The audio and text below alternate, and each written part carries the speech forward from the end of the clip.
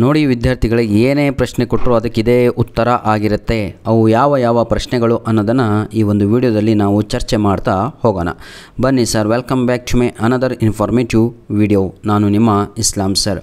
ದ್ವಿತೀಯ PUCಯ ವಿದ್ಯಾರ್ಥಿಗಳೇ, ಕರ್ನಾಟಕ ಬೋರ್ಡಲ್ಲಿ ಓದುತ್ತಿರುವ PUCಯ ವಿದ್ಯಾರ್ಥಿಗಳೇ, ನಿಮಗೆಲ್ಲರಿಗೂ ಕೂಡ ಇಂಪಾರ್ಟೆಂಟ್ ಕ್ವಶನ್ ಬೇಕು, ಫಿಕ್ಸ್ ಕ್ವಶನ್ ಬೇಕು ನಿಮ್ಮ ಯೂನಿಟ್ ಟೆಸ್ಟ್ 1ಕ್ಕೆ ಅಂತ ಮನಸ್ಸಿನಲ್ಲಿದೆ. ಅದನ್ನೇ ಈಗ ಕೊಳ್ಳಿಕ್ಕೆ ಅಂತಲೇ ವಿಡಿಯೋ ಮಾಡುತ್ತಿರುವಂಥದ್ದು. ನಮ್ಮ 4th ಚಾಪ್ಟರ್ ಇಂಗ್ಲೀಷಲ್ಲಿ ಇರುವಂಥದ್ದು ನವಧನ್ಯ ಫಾರ್ಮಿನ ಬಗ್ಗೆ ಅದರಲ್ಲಿ ಕಾನ್ಸೆಪ್ಟ್ ಇದೆ. ನವಧನ್ಯ ಫಾರ್ಮ್ ಅಂದರೂ ಒಂದೇ, ನವಧನ್ಯ ಮೂಮೆಂಟ್ ಅಂದರೂ ಅದೇ ಆನ್ಸರು, ಮೋನೋಕಲ್ಚರ್ ಆಫ್ ಮೈಂಡ್ ಅಂದರೂ ಕೂಡ ಅದೇ ಆನ್ಸರು. ಈ 3 ಪ್ರಶ್ನೆಗಳಿಗೂ ಈಗ ನಾನು ಅಪ್ಲೋಡ್ ಮಾಡಿಕೊಡುವಂಥದ್ದೇ ಆನ್ಸರ್ ಆಗಿರುತ್ತೆ. ಚಾಪ್ಟರ್ 4 ಬಂದು ವಂದನ ಶಿವರವರು ಬರೆದಿರುವಂಥ ಒಂದು ಸುಂದರವಾದ ಒಂದು ಆರ್ಟಿಕಲ್, ಬಹಳ ಚೆನ್ನಾಗಿದೆ. ಈ ಒಂದು ಪಾಠದಲ್ಲಿ ಸಂಪೂರ್ಣವಾಗಿ ನಮ್ಮ ಪ್ರಕೃತಿಯ ಬಗ್ಗೆ ಮಾತನಾಡಲಾಗಿದೆ. ಈಗ ನಾವು ಒಂದೊಂದಾಗಿ ನೋಡ್ತಾ ಹೋಗೋಣ. ಬನ್ನಿ ಸರ್. ವಂದನ ಶಿವ, ಹೌದಾ, ಇನ್ವಾಲ್ವ್ಡ್ ಇನ್ ಚಿಪ್ಕೋ ಮೂಮೆಂಟ್. ಈಗ ಆನ್ಸರನ್ನು ಬರೀಲಿಕ್ಕೆ ಪ್ರಾರಂಭ ಮಾಡ್ತಾ ಇದ್ದೀವಿ. Navdanya movement, Navdanya farm, monoculture of mind. ಏನೇ ಕ್ವಶನಲ್ಲಿ ಕಂಡ್ರೆ ಡೈರೆಕ್ಟಾಗಿ 3 ಅಥವಾ 4 ಮಾರ್ಕ್ಸಿಗೆ ಬರುವಂಥ ಈ ಪ್ರಶ್ನೆ ಆಗಿರುತ್ತೆ. ಇದನ್ನೇ ಬರೀಬೇಕು. ನವಧನ್ಯ ನೋಡಿ, Vandana Shiva involved in Chipko movement during that period. ಆ ಒಂದು ಸಮಯದಲ್ಲಿ she learnt about biodiversity and biodiversity based living economics. ಇದು ಒಂದು ಪ್ಯಾರಾಗ್ರಾಫನ್ನು ಬರೀಬೇಕು, ಆಯಿತಾ. ಶಿ ಆಲ್ಸೋ ರಿಯಲೈಸ್ಡ್ ದಟ್, ಅವಳಿಗೆ ಈ ಸಮಯದಲ್ಲಿ ಒಂದು ರಿಯಲೈಸ್ ಆಗುತ್ತೆ. ಏನು ಅಂದರೆ ಫೇಲ್ಯೂರ್ ಟು ಅಂಡರ್ಸ್ಟ್ಯಾಂಡ್ ಬಯೋಡೈವರ್ಸಿಟಿ ಅಂದರೆ ಜೀವ ವೈವಿಧ್ಯತೆ ಅಂತ. ಎಲ್ಲರೂ ಕೂಡ ನಾವು ಒಂದೇ ಅಂತ ಭಾವನೆಯನ್ನು ಇಟ್ಕೊಂಡು ಬಾಳುವಂಥದ್ದನ್ನೇ ಬಯೋಡೈವರ್ಸಿಟಿ ಅಂತ ಕರಿತೀವಿ. Is at the root of improvement of nature. Further, she learned that conservation of biodiversity is the solution for food and nutrition crisis. So, she started Navadhanya movement in 1987. English ಬಹಳ ಕಷ್ಟ ಅಂತ ಅನ್ನಿಸಿದವರು ತಾವುಗಳು ಇಲ್ಲಿಂದ ಬರೀಬೋದು. ಎಲ್ಲಿಂದ? She started Navdanya movement in 1987. The purpose of this movement was conservation. ಇದರ ಮೂಮೆಂಟಿನ, ಈ ನವಧನ್ಯ ಫಾರ್ಮಿನ ಉದ್ದೇಶವೇನಾಗಿತ್ತು, ನವಧನ್ಯ ಮೂಮೆಂಟಿನ ಉದ್ದೇಶವೇನಾಗಿತ್ತು ಅಂತ ಹೇಳಿದರೆ, purpose of this movement was conservation of ಬಯೋಡೈವರ್ಸಿಟಿಯನ್ನು ಕಾಪಾಡುವಂಥದ್ದಾಗಿತ್ತು. And encouraging organic farming. ಸಾವಯವ ಗೊಬ್ಬರಗಳನ್ನು ಬಳಸಿಬಿಟ್ಟು ರೈತರಿಗೆ ಆರ್ಗ್ಯಾನಿಕ್ ಫಾರ್ಮಿಂಗ್ ಬಗ್ಗೆ ಹೇಳಿಕೊಡುವಂಥದ್ದೇ ಆಗಿತ್ತು ಉದ್ದೇಶ. Clear? For this purpose she needed a separate form.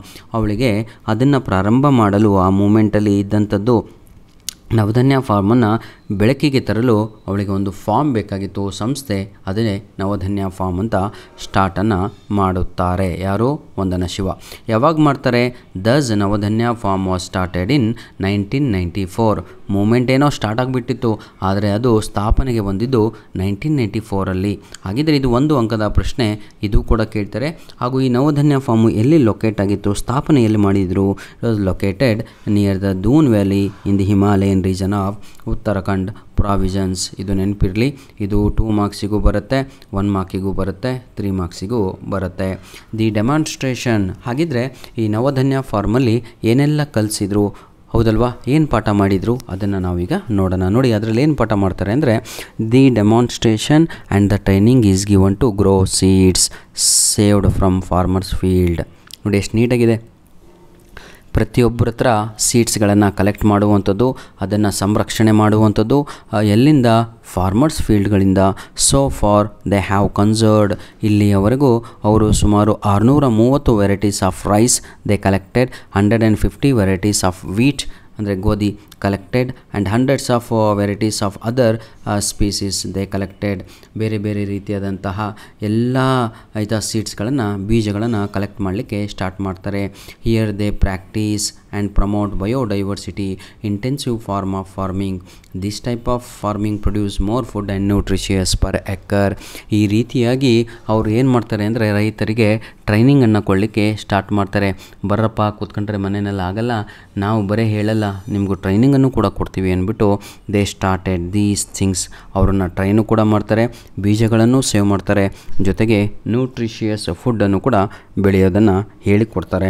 ಈ ಫುಡ್ ಈಸ್ ನಾಟ್ ನ್ಯೂಟ್ರಿಷಿಯಸ್ ಏನು, ಅದರಿಂದ ದುರುಪಯೋಗ ಅಂತ ಹೇಳಿದರೆ ಆಯಿತಾ, every one will fall sick ಅಂತ. ಪ್ರತಿಯೊಬ್ಬರು ಕೂಡ ಅನಾರೋಗ್ಯದಿಂದ ಬಳಲಬೇಕಾಗುತ್ತದೆ. ಹಾಗಾಗಿ ನನ್ನ ಪ್ರೀತಿಯ ವಿದ್ಯಾರ್ಥಿಗಳೇ, by working with farmers she has sent up more than 100 community seed banks across India.